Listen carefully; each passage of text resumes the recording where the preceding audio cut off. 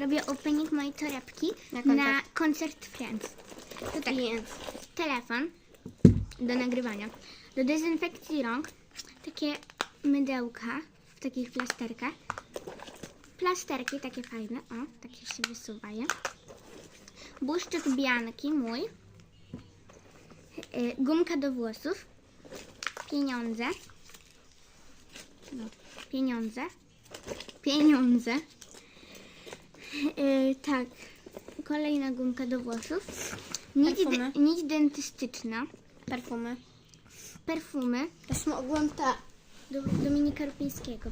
Mam dwa takie malutkie, Ale obydwa są przelewaliśmy. moje, ale przelaliśmy do tych, żeby no, to się zmieściło wszystko.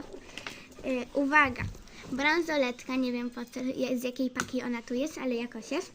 Uwaga, i teraz do jedzenia. Sól, Sól de Janeiro. syrop malinowy i dwa soki cytrynowe. Nie wiem czemu to tam jest, ale jakoś jest. No i torebka. No i torebka sama też jest piękna. Ja wam pokażę coś słodkiego. Tutaj jest taka foczka słodka.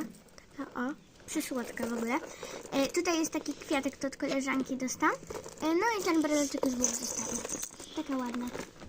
I tu tak się Bajo. zapina. Pa! Bajo.